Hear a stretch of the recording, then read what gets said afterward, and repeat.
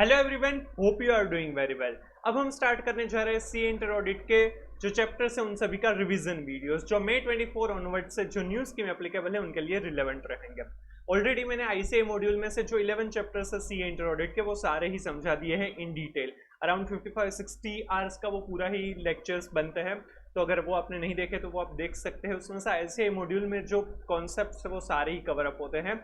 आपको ऑडिट को समझने में ज़्यादा हेल्पफुल हो सकता है, राइट। वो अपने सारे ही अगर वीडियोस देख लिए या फिर पूरा ही मॉड्यूल में से पढ़ लिया है ऑडिट, या फिर अपने कोई और लेक्चर्स को एक बार ऑडिट है इन डिटेल समझ लिया है, उसी के बाद ये रिवीजन वीडियोस आपको देखने चाहिए, तभी ये आपको ज़्यादा फ्रूटफुल हो पाएंगे।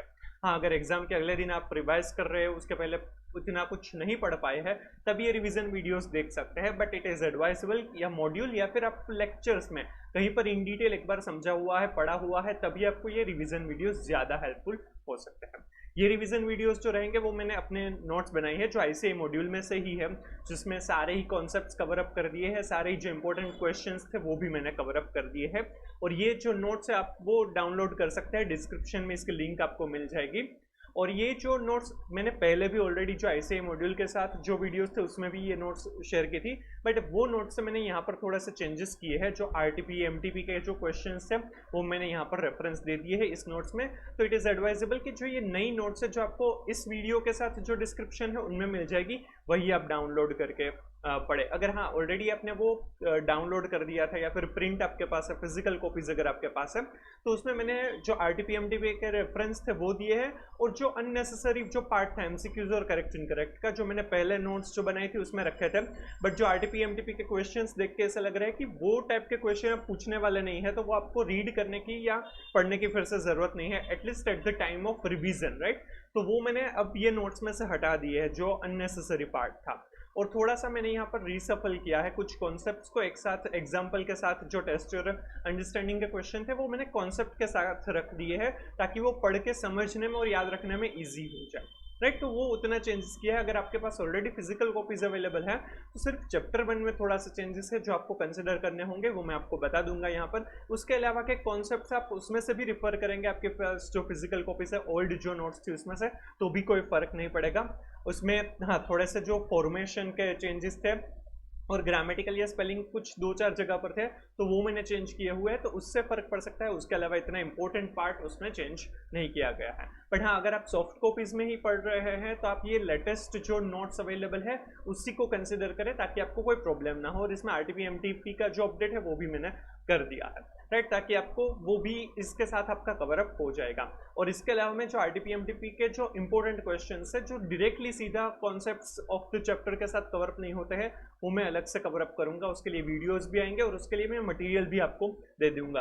तो जो लिंक आपको जो डिस्क्रिप्शन में मिली है वो पूरे फोल्डर की है, तो फोल्डर में नोट्स तो है अभी, और थोड़े टाइम के अंदर आरटीपी और एमटीपी के जो इंपॉर्टेंट क्वेश्चन है जो आपको एग्जाम के अगले दिन आपको एक बार रेफर करके जाने चाहिए, तो उसकी भी पीडीएफ उसमें अवेलेबल हो जाएगी, राइट। तो आप उसमें देख लीजिएगा। तो चलिए, ये सी इंटर ऑडिट का हम रिवीजन स्टार्ट करते हैं। टाइम स्टैम्प भी आपको डिस्क्रिप्शन में मिल जाएंगे, तो आपको अगर कोई स्पेसिफिक टॉपिक को रिफर करना है तो भी आप कर सकते हैं। और कुछ भी चीज़ या कोई भी कॉन्सेप्ट है वो इन डिटेल समझना है तो आप वो जो चैप्टर वाइज वीडियोस है, part wise videos, concept wise videos है, तो वो आप रिफर कर सकते हैं। और ये जब सारे ही चैप्टर्स है वो खत्म हो जाएंगे, उसके बाद मैं इसका पूरा कंपाइल्ड वीडियो भी अपलोड कर दूंगा, जो आपको एग्जाम के अगले दिन रिफर करने में हेल्पफुल हो सकता है। जो हमारी सीक्वेंस ऑफ द चैप्टर रहेगी, तो वो हम सबसे पहले चैप्टर 1 पढ़ेंगे, फिर 11, देन चैप्टर 4, फिर चैप्टर 6, देन चैप्टर 2, चैप्टर 3, 7, 5, 10 और 9। हम इस तरह से ये सीक्वेंस में चैप्टर्स है वो पढ़ने वाले हैं। मेरे हिसाब से ये बेटर सीक्वेंस से समझने के लिए, याद रखने के लिए, तो हम इसी सीक्वेंस में ये पूरा रिवीजन भी करेंगे, राइट।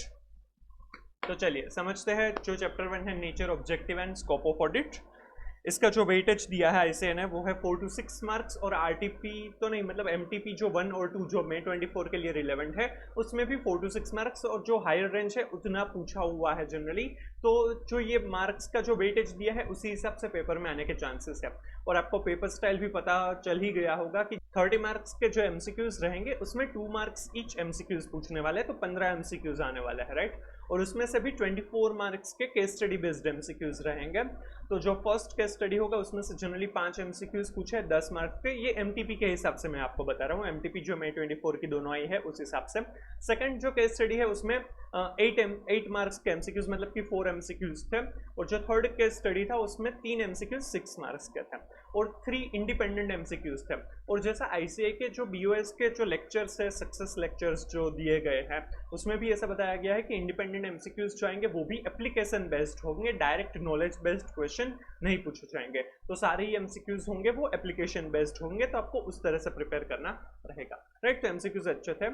और जो डिस्क्रिप्टिव पार्ट है 70 मार्क्स का, तो उसमें भी 4 और 3 मार्क्स के क्वेश्चन रहते हैं। फर्स्ट क्वेश्चन कंपलसरी रहता है जो 14 मार्क्स का रहेगा, और बाकी जो सारे 5 क्वेश्चन रहेंगे उसमें से आपको कोई भी 4 अटेम्प्ट करने होंगे। और ये जो 6 क्वेश्चन होंगे वो सारे ही 14 मार्क्स के होंगे। फर्स्ट क्वेश्चन कंपलसरी, बाकी के 5 में से कोई भी 4 अटेम्प्ट करने रहेंगे। और उसका जो क्लासिफिकेशन होगा वो जो 14 मार्क्स है उसमें 4 सब क्वेश्चन रहेंगे 4, 3 मार्क्स के। और जो लास्ट क्वेश्चन होगा क्वेश्चन 6, उसमें आपको एक क्वेश्चन के अंदर इंटरनल चॉइस भी होगा, जिसमें जनरली बी के ऑप्शन में सी रहता है, 4 मार्क्स का क्वेश्चन होता है, उसमें आपको इंटरनल चॉइस भी मिलेगी। तो इस तरह से जनरली पेपर पैटर्न रहेगा। करेक्ट इनकरेक्ट है वो निकल गए जो ओल्ड कोर्स में रहते थे, राइट, एमटीपी में नहीं है। और स्पेसिफिकली उन्होंने कंफर्म भी किया है आईसीआई ने, ये जो लेक्चर्स है सक्सेस लेक्चर्स, उसमें तो वो अब करेक्ट इनकरेक्ट नहीं पूछने वाले हैं। और ये जो 70 मार्क्स के जो डिस्क्रिप्टिव क्वेश्चन होगा उसमें से भी हम आधा मार्क्स, जो 35 मार्क्स अराउंड, ऐसा कह सकते हैं कि उसमें भी 35 मार्क्स के डायरेक्ट क्वेश्चंस पूछने के चांसेस है, और 35 मार्क्स अराउंड के एप्लीकेशन बेस्ड क्वेश्चंस पूछने के चांसेस है, जो जनरली ओल्ड कोर्स में नहीं पूछे जाते थे। जो अच्छे क्वेश्चंस है जिसमें आपको सिर्फ नॉलेज होगा, सिर्फ रट्टा मारा होगा तो पता चल जाएगा, तो आप आंसर प्रॉपरली कर पाएंगे, ऐसा जरूरी नहीं है। उसमें आपको वो कॉन्सेप्ट्स को, वो प्रोविजंस को अप्लाई करना रहेगा, राइट। तो इस टाइप के क्वेश्चंस भी आपको पूछने के चांसेस है जो आरटीपी और एमटीपी में दिए हुए हैं, राइट। और जो प्रोविजंस, जहां पर आपको कोई भी प्रोविजंस है, कोई भी स्टैंडर्ड्स के हिसाब से आपको कुछ कमेंट करना है, एडवाइस देना है, तो उस टाइप के क्वेश्चन में आपको सबसे पहले पैराग्राफ में आपको प्रोविजन जो भी है स्टैंडर्ड्स का है, कंपनीज एक्ट का है या फिर और कोई एक्ट का है, तो वो मेंशन करना चाहिए। सेकंड पैराग्राफ में आपको जो फैक्ट ऑफ द केस आपको दिए हैं वो आपको मेंशन करना चाहिए। थर्ड पैराग्राफ में उन दोनों को कोरिलेट करना चाहिए। ये 3 पैराग्राफ्स लिखने के लिए आईसीआई ने बताया है। बाकी आपको फोर्थ पैराग्राफ मेरे हिसाब से कंक्लूजन भी लिखना चाहिए। थर्ड पैराग्राफ जो होगा उसमें प्रोविजन और फैक्ट में क्या मैच हो रहा है, किस तरह से वो रिलेट कर रहे हैं, वो सारी चीजें होगी। और फोर्थ में आपको कंक्लूजन लिखना चाहिए। तो आपका जो आंसर है वो 3 या 4 पैराग्राफ में होना चाहिए, वैसा आईसीआई ने बताया हुआ है, राइट। तो इस तरह से क्वेश्चन आएंगे। बाकी जो डायरेक्ट क्वेश्चन है उसमें आपको डायरेक्ट पॉइंट्स लिखने होंगे, जो भी आईसीआई मॉड्यूल में दिए गए हैं उसी हिसाब से आपको मेंशन करना होगा, राइट। तो ये जनरल पेपर पैटर्न है। अच्छे क्वेश्चंस आने के चांसेस है, बेटर पेपर पैटर्न हो सकता है अबाउट इट का जो न्यू कोर्स है उसमें, राइट। तो इस तरीके से हम पढ़ेंगे, समझेंगे तो हमें ज़्यादा मार्क्स आ जाएंगे, राइट। और ये जो रिवीजन वीडियोस होंगे वो हम ट्राई करेंगे हो सके उतना कम टाइम में ज़्यादा अच्छे से समझ पाए, राइट। तो आप भी साथ में समझते जाइएगा। अगर आपको कभी भी कहीं भी कुछ भी डाउट होगा तो आप बिंदास कमेंट कीजिएगा, मैं आपको ज़रूर रिप्लाई करूंगा, राइट। तो आप कभी भी वो मत संकोच मत रखिएगा, आप बिंदास कमेंट कर सकते हैं किसी भी कभी भी डाउट हो तो, राइट। और ये जो नोट्स है वो भी डिस्क्रिप्शन में लिंक दी गई है, आप वो अपने फ्रेंड्स के साथ भी शेयर कर सकते हैं। ये रिवीजन वीडियोस भी शेयर कर सकते हैं अगर आपको अच्छा लगे तो, राइट। तो चलिए हम स्टार्ट करते हैं। ये पूरी जो नोट्स है वो आईसीआई मॉड्यूल के बेसिस पर ही बनाई गई है। जो इंपॉर्टेंट क्वेश्चंस है, एग्जांपल्स है, वो भी मैंने इसमें कवर अप कर दिए हैं। इवन टेस्ट योर नॉलेज के जो एक्सरसाइज के क्वेश्चन थे वो भी मैंने यहाँ पर कवर अप कर दिए हैं। जो करेक्ट इनकरेक्ट और एमसीक्यूज जो दिए हुए हैं मॉड्यूल में वो इतने इंपॉर्टेंट नहीं थे, जो इंडिपेंडेंट एमसीक्यूज है तो मैंने पहले नोट्स में रखा था, अब मैंने वो हटा दिया है क्योंकि वैसे उस टाइप के क्वेश्चन आने के चांसेस नहीं है, क्योंकि वो डायरेक्ट क्वेश्चन था। और आईसीआई ने स्पेसिफिकली बता दिया है कि अब डायरेक्ट क्वेश्चंस नहीं आने वाले हैं, अब वो एप्लीकेशन बेस्ड क्वेश्चन पूछेंगे, तो वो जरूरी नहीं था, इसलिए मैंने हटा दिया है। और थोड़ा सा ये नोट्स में रिसफल किया है जो आपको हेल्पफुल होगा, और आरटीपी एमटीपी का रेफरेंस भी इसमें दे दिया है, राइट। तो चलिए अब स्टार्ट करते हैं chapter 1, nature, objective and scope of audit. सबसे पहले मीनिंग ऑफ ऑडिट दिया हुआ है। ऑडिट क्या है? It is an independent examination of financial information of any entity, whether profit oriented or not, and irrespective of its size or legal form, when such an examination is conducted with a view to expressing an opinion thereon. ये audit का हमें meaning समझाया हुआ है। Independent examination है, independent person करेगा, मतलब कि जो पर्सन उनको हायर करता है उनकी विशेष या डायरेक्शन के हिसाब से काम नहीं करेगा, वो खुद सोचेगा, कोई भी पर्सन है खुद एग्जामाइन करेगा, खुद की सोच, खुद के प्रोफेशनल जजमेंट के हिसाब से काम करेगा। क्या करेगा? फाइनेंशियल इंफॉर्मेशन जो भी हो गया उनका एग्जामिनेशन करेगा।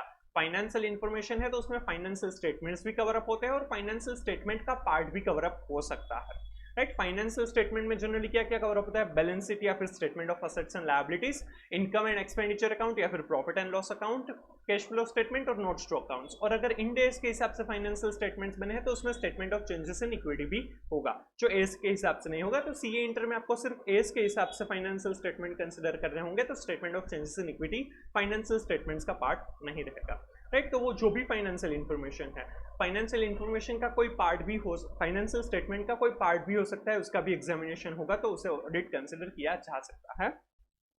ऑफ एनी एंटिटी, एंटिटी कोई भी हो सकती है, उसका वो प्रॉफिट ओरिएंटेड है या नहीं उससे कुछ फर्क नहीं पड़ता, मतलब कि कंपनी भी हो सकती है और एनजीओ भी हो सकते हैं। और तो और उनका लीगल फॉर्म क्या है, मतलब कि वो सोल प्रोप्राइटर है, कंपनी है, एलएलपी है, पार्टनरशिप, वो भी कुछ फर्क नहीं पड़ सकता। किसी का भी एग्जामिनेशन इंडिपेंडेंटली होगा तो उसे ऑडिट कहा जा सकता है। और वो क्यों किया जाता है? वो एग्जामिनेशन ओपिनियन एक्सप्रेस करने के लिए कि वो फाइनेंशियल स्टेटमेंट्स है वो ट्रू एंड फेयर प्रेजेंट करते हैं या नहीं, वो ओपिनियन देने के लिए ये ऑडिट का एग्जामिनेशन, मतलब कि फाइनेंशियल इंफॉर्मेशन का एग्जामिनेशन किया जाता है। और ये जो पूरी प्रोसीजर है उसे ऑडिट कहा जाता है, राइट। उसके लिए इंपॉर्टेंट नोट से ये जो मीनिंग हमने समझा, independence here implies that the judgment of a person is not subordinate to the wishes और direction of another person who might have engaged him. Independence मतलब कि क्या है कि जो भी पर्सन है वो खुद सोचना चाहिए, जिस पर्सन ने उनको हायर किया है उनके हिसाब से, उनकी डायरेक्शन या उनकी विशेष के हिसाब से काम नहीं होना चाहिए, राइट। तो तभी वो, अगर वो उस हिसाब से काम नहीं कर रहा है, खुद के हिसाब से, खुद के प्रोफेशनल जजमेंट के हिसाब से काम कर रहा है, तभी वो इंडिपेंडेंट है ऐसा माना जाएगा। तो ऑडिट के लिए इंपॉर्टेंट क्या है? और इंडिपेंडेंट होना। फिर ये जो फाइनेंशियल स्टेटमेंट है जो मैंने आपको बता दिया, फाइनेंशियल इंफॉर्मेशन क्या कवर अप होती है वो हमने दिया हुआ है, वो आप एक बार पढ़ सकते हैं। It can be profit oriented company or NGO, it can be sole proprietor or partnership firm, LLP or company or any other form of organization. Simple. और यहाँ पर अब टाइप्स ऑफ ओपिनियन है, उसके पहले एक बार ऑडिट का मीनिंग फटाफट याद कर लेते हैं। It is an independent examination of financial information of any entity whether profit oriented or not and irrespective of its size and legal form when where such examination is conducted with a view to expressing an opinion thereon।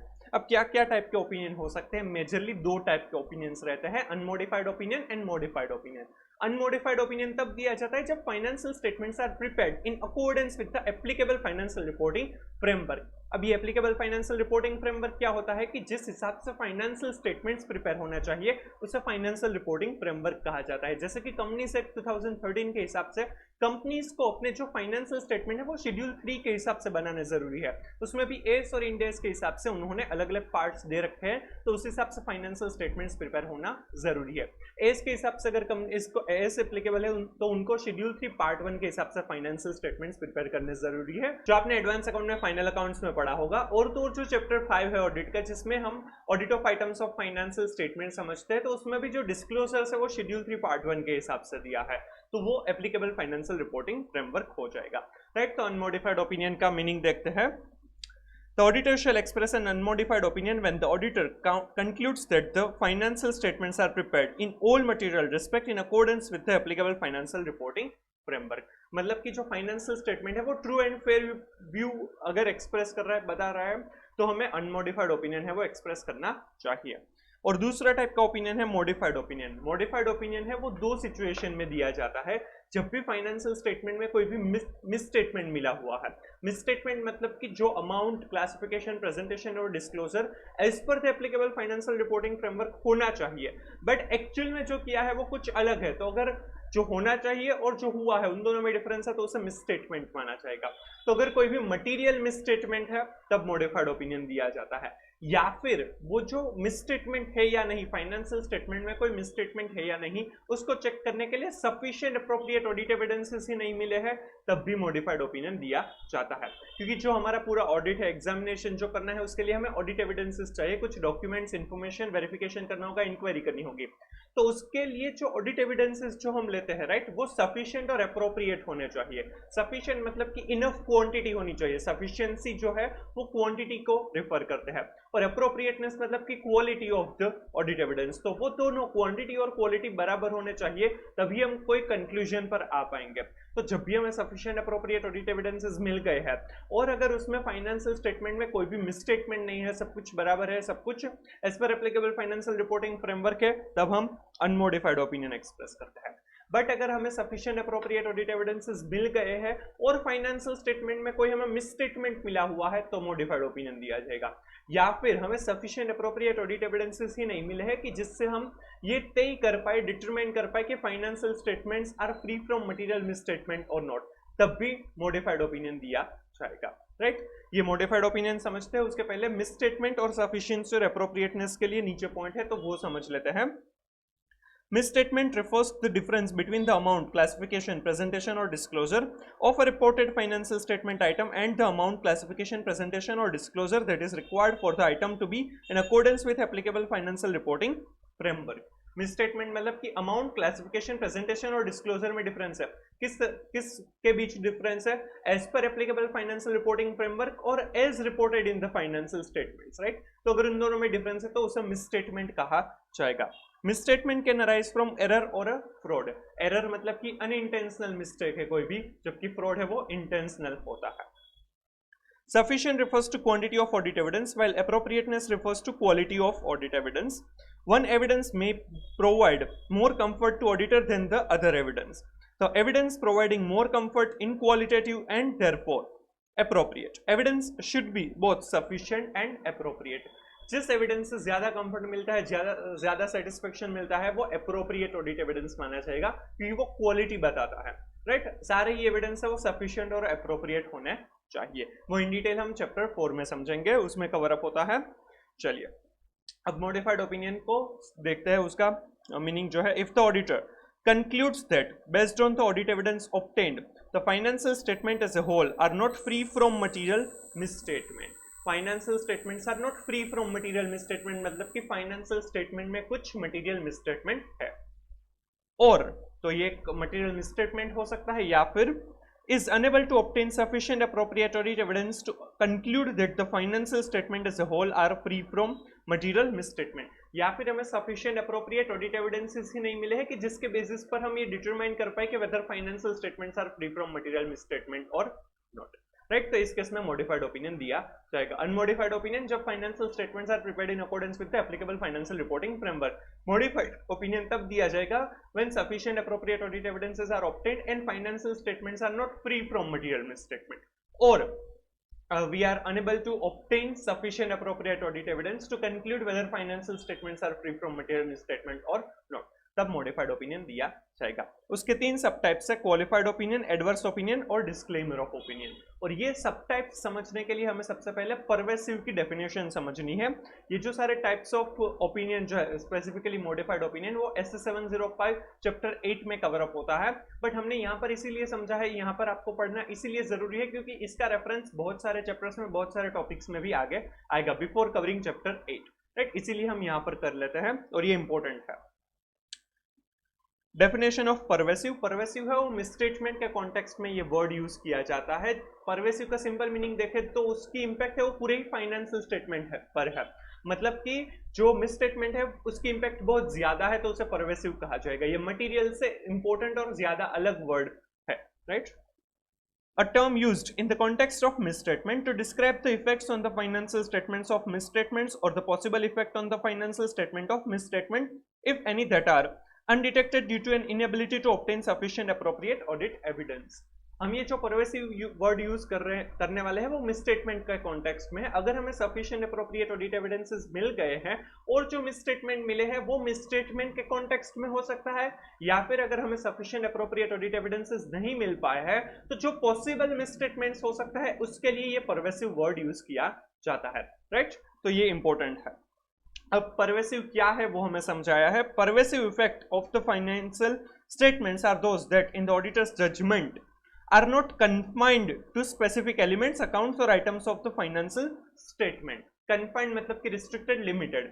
जो भी misstatement है उसकी impact जो है वो limited नहीं है to specific element, item और accounts of the financial statement, मतलब कि बहुत ज्यादा है।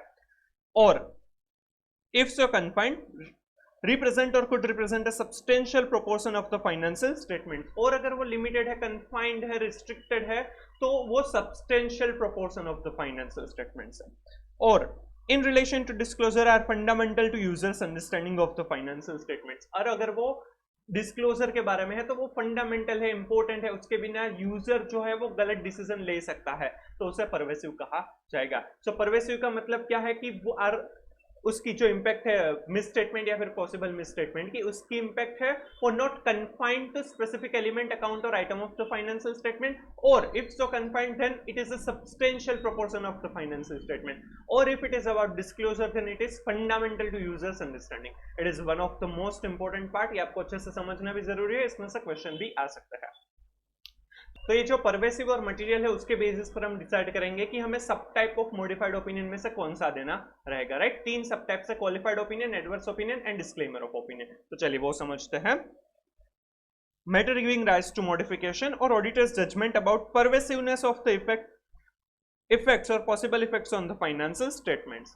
अगर फाइनेंशियल स्टेटमेंट्स के लिए हम जो ऑडिट करें उसमें हमें सफिशिएंट एप्रोप्रिएट ऑडिट एविडेंसेस मिल गए हैं and financial statements are materially misstated, वो मटेरियली मिसस्टेटेड है और जो मिसस्टेटमेंट है वो मटेरियल है बट नॉट परवेसिव, मटेरियल है बट नॉट परवेसिव, तो क्वालिफाइड ओपिनियन दिया जाएगा। सफिशिएंट एप्रोप्रिएट ऑडिट एविडेंसेस मिल गए हैं और जो मिसस्टेटमेंट मिले हैं वो मटेरियल बट नॉट परवेसिव, तो क्वालिफाइड ओपिनियन दिया जाएगा। बट अगर मटेरियल एंड परवेसिव है वो मिसस्टेटमेंट, मटेरियल एंड परवेसिव है, तो एडवर्स ओपिनियन दिया जाएगा। जब भी फाइनेंशियल स्टेटमेंट्स के लिए हमें सफिशिएंट एप्रोप्रिएट ऑडिट एविडेंसेस मिल गए हैं और जो मिसस्टेटमेंट्स मिले हैं वो material but not pervasive, qualified opinion, material and pervasive, adverse opinion. Inability to obtain sufficient appropriate audit evidences, sufficient appropriate audit evidences ही नहीं मिले हैं और जो पॉसिबल मिसस्टेटमेंट्स लग रहे हैं वो material but not pervasive, material but not pervasive, तो क्वालिफाइड ओपिनियन दिया जाएगा। और अगर लग रहा है कि जो सफिशिएंट एप्रोप्रिएट ऑडिट एविडेंसेस नहीं मिले हैं और जो पॉसिबल मिसस्टेटमेंट्स हो सकते हैं वो मटेरियल एंड परवेसिव हो सकते हैं, तो डिस्क्लेमर ऑफ ओपिनियन दिया जाएगा, राइट। तो इस तरह से ये क्लासिफिकेशन होगा मॉडिफाइड ओपिनियन के केस में। फाइनेंशियल स्टेटमेंट्स के लिए हमें सफिशिएंट एप्रोप्रिएट ऑडिट एविडेंसेस मिल गए हैं और जो मटेरियल मिसस्टेटमेंट मिले हैं, राइट, और वो मिसस्टेटमेंट्स है वो material but not pervasive, qualified opinion, material and pervasive, adverse opinion. जब सफिशिएंट एप्रोप्रिएट ऑडिट एविडेंसेस ही नहीं मिले हैं और लग रहा है कि जो फाइनेंशियल स्टेटमेंट में मिसस्टेटमेंट हो सकते हैं, पॉसिबल मिसस्टेटमेंट्स है वो material but not pervasive, qualified opinion, material and pervasive, तो disclaimer of opinion. It is one of the most important part, right. ये आपको बहुत सारे एसेस में भी आगे कवर अप होने वाला है और ये चैप्टर 8 में भी अलग से है, तो उसमें से भी क्वेश्चन आ सकता है, तो ये अच्छे से समझिएगा, याद रखिएगा, राइट। तो ये था हमारा ऑडिट का मीनिंग और types of opinion. Hope you are clear with it, right. आपको कुछ भी अगर डाउट है तो आप कभी भी कमेंट कर सकते हैं, मैं रिप्लाई जरूर करूंगा। अब देखते हैं objectives of audit. Overall objective क्या है ऑडिट का, राइट। कि आरटीपी में 24 में भी ये क्वेश्चन दिया हुआ है। जो ऑब्जेक्टिव है वो हमें एसए 200 में दिया हुआ है। एसए स्टैंडर्ड्स ऑन ऑडिटिंग, जो ऑडिट करते हैं उसके लिए स्टैंडर्ड दिया हुआ है, तो सबसे पहला स्टैंडर्ड है SA 200, overall objectives of independent auditor and conduct of an audit in accordance with standards on auditing. SAs के नाम जो है वो और उनके नंबर याद रखना जरूरी है, उसके भी मार्क्स रहते हैं। हाँ, आपको नहीं आता है, याद नहीं रहते हैं, कुछ भी भूल गए हैं एग्जाम के टाइम पे, तो मत लिखिएगा, गलत लिखने की जरूरत नहीं है, बट आपको याद रखना एडवाइजेबल रहेगा। अच्छे से याद रखेंगे तो आपको एग्जाम में भी याद आ जाएगा, आप लिख कर भी आ पाएंगे। बट अगर उस टाइम पर आपको एग्जैक्टली याद नहीं आ रहा है, कंफर्म नहीं है, तो आप मत लिखिएगा, राइट। तो ऐसे 200 है overall objectives of independent auditor and conduct of an audit in accordance with standards on auditing. उसके नाम में ही लिखा है कि ओवरऑल ऑब्जेक्टिव है वो बताएंगे और ऑडिटर को ऑडिट है वो स्टैंडर्ड्स ऑन ऑडिटिंग के हिसाब से करना है, तो वो हमें यहाँ पर समझाया हुआ है। अभी जो हम देखने वाले हैं वो है ओवरऑल ऑब्जेक्टिव्स।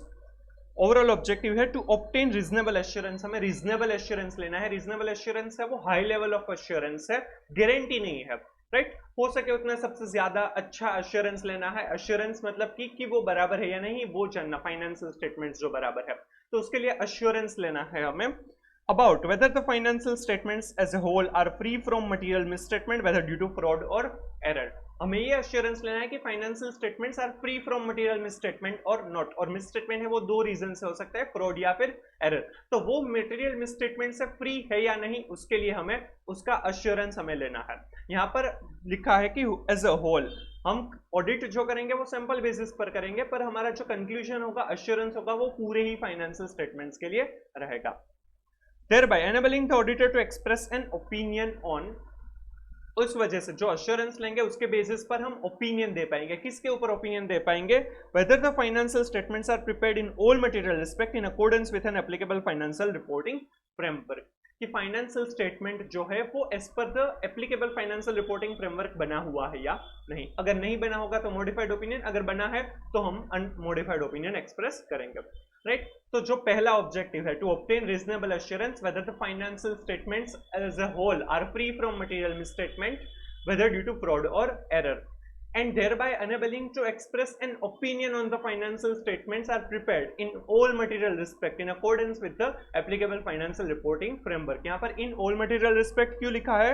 क्योंकि important part जो होगा, material part होगा, वो सब कुछ बराबर होना चाहिए। 100 रुपए की अगर गलती है तो वो ठीक है, वो इतना फर्क नहीं पड़ता है। और जो दूसरा ऑब्जेक्टिव है and to report on the financial statements, और फाइनेंशियल स्टेटमेंट्स के ऊपर रिपोर्ट देना है जो ऐसे 700 चैप्टर 8 में कवर अप होगा।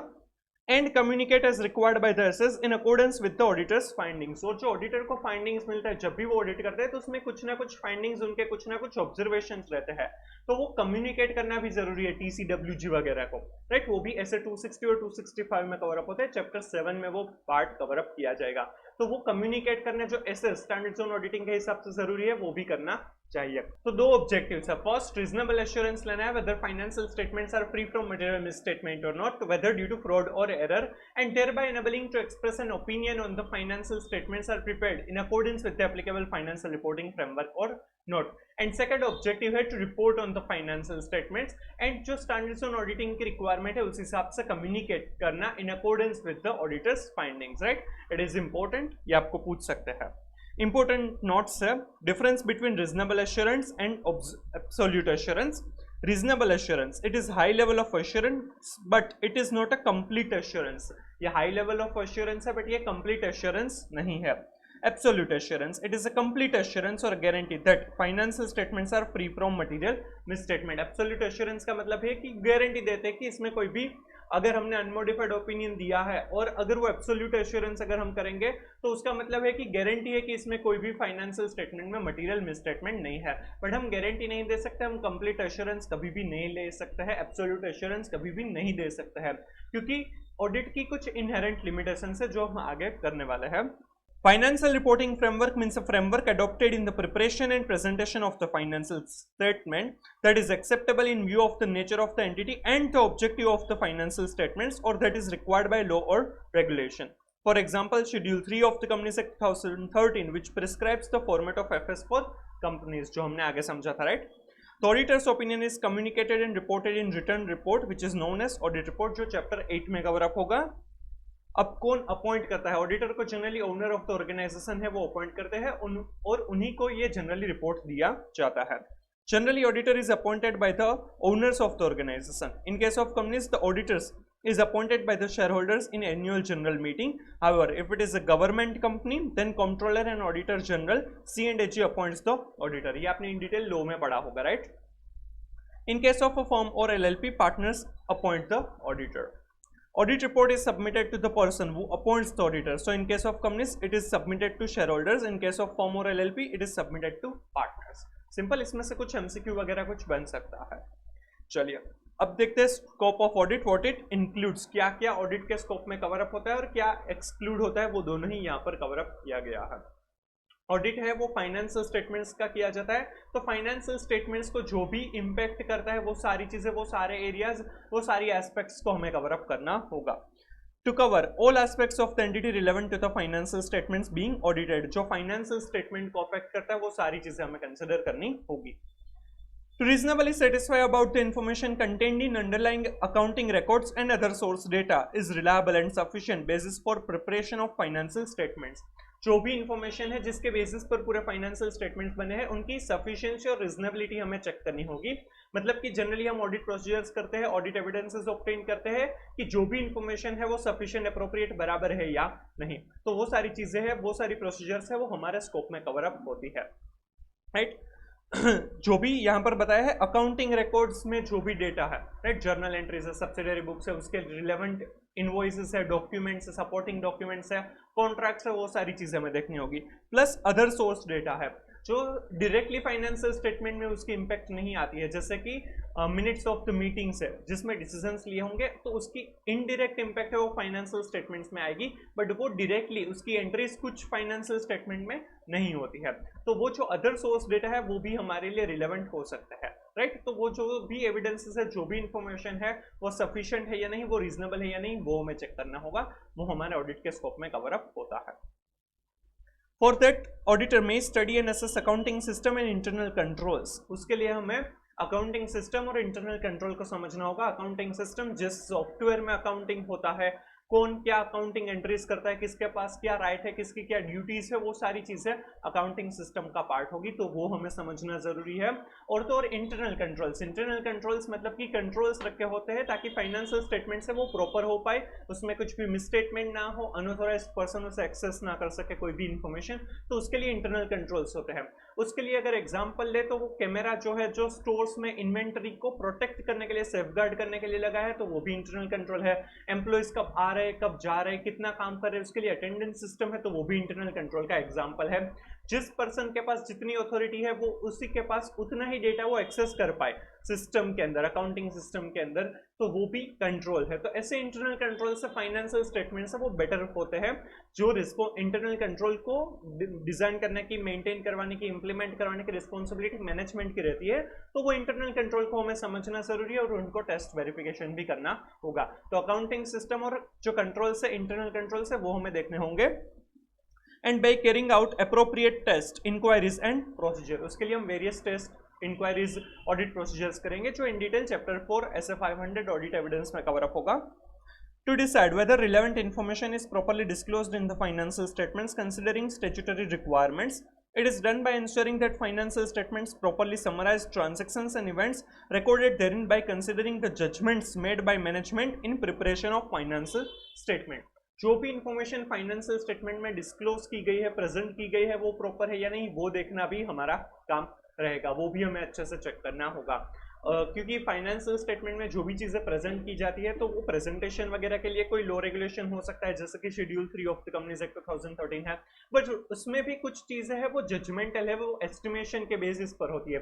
वो मैनेजमेंट को अकाउंटिंग पॉलिसीज बनानी होती है, मैनेजमेंट को एस्टिमेट्स लेने होते हैं, तो वो सब कुछ बराबर है या नहीं, वो भी चेक करना हमारे लिए जरूरी होगा। एएस इंड एस जो एप्लीकेबल है उसके डिस्क्लोजर्स प्रॉपर हुए हैं या नहीं, शेड्यूल 3 या ऐसा कोई फॉर्मेट अगर एप्लीकेबल है तो उसके हिसाब से डिस्क्लोजर हुए हैं या नहीं, जो अकाउंटिंग पॉलिसीज जो सिलेक्ट की है वो अप्रोप्रिएट है या नहीं, वो हमें चेक करना, उसकी कंसिस्टेंटली अप्लाई किया है या नहीं, वो सारी चीजें भी हमें देखना होगा, वो भी हमारा स्कोप में कवर अप होगा।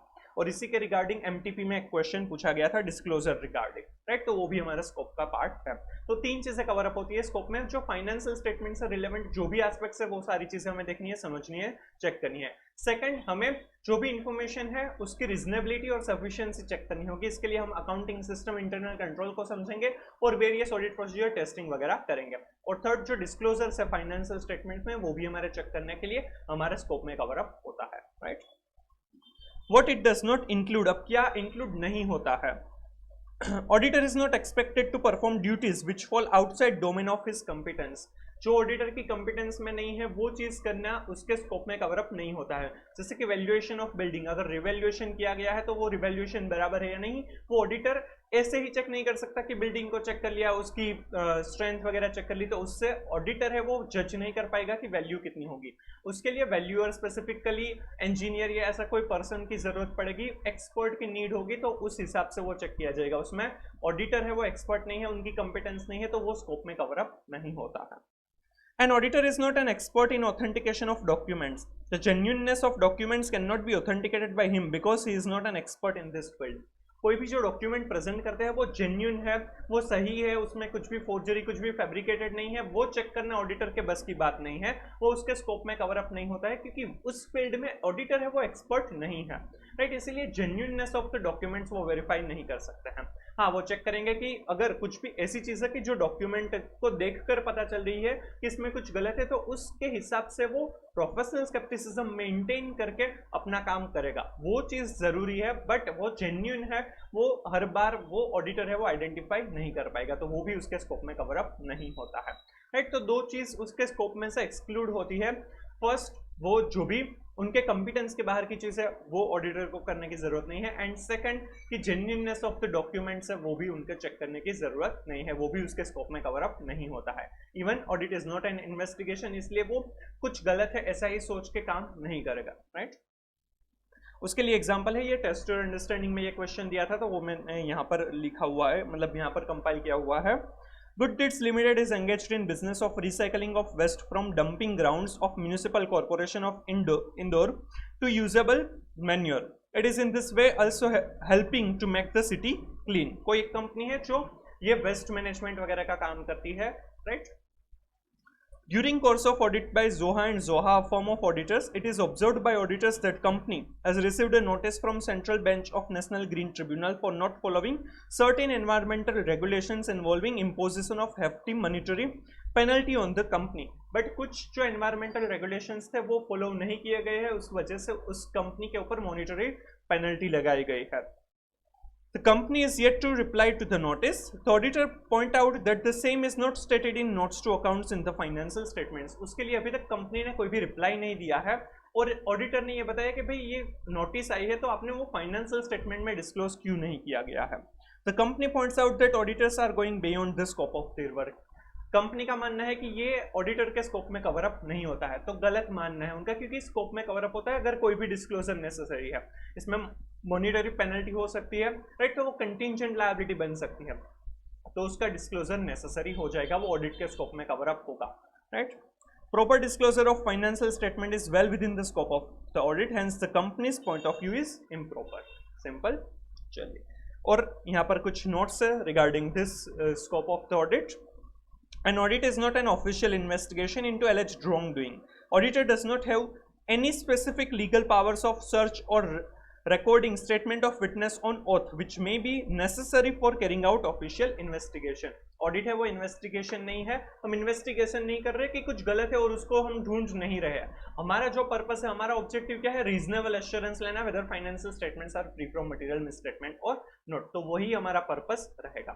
और इन्वेस्टिगेशन के लिए नेसेसरी है कि आप ओथ लेकर विटनेस के पास से कुछ भी इंफॉर्मेशन है वो निकलवा सकते हैं, सर्च वगैरह कर सकते हैं, जो जनरली ऑडिटर के पास वो राइट्स नहीं है। इन दोनों का डिफरेंस दिया है audit and investigation. Audit is to obtain reasonable assurance about whether the financial statement as a whole are free from material misstatement whether due to fraud और error, thereby enabling the auditor to express an opinion. In investigation, a critical examination of the accounts with a special purpose. Investigation का purpose ही special होता है, पहले से ही सोचा जाता है कि कुछ तो गड़बड़ है और उसी हिसाब से काम किया जाता है, जबकि ऑडिट का पर्पस ये नहीं है कि कुछ गड़बड़ है उसको हमें ढूंढना है। हमारा पर्पस ये है कि हमें एश्योरेंस लेना है कि वो फाइनेंशियल स्टेटमेंट्स में कोई गड़बड़ नहीं है ना। समझ में आ रहा है, दोनों में डिफरेंस है। इन्वेस्टिगेशन स्पेशल पर्पस से और क्रिटिकल एग्जामिनेशन होता है, जबकि ऑडिट में ऐसा नहीं किया जाता है।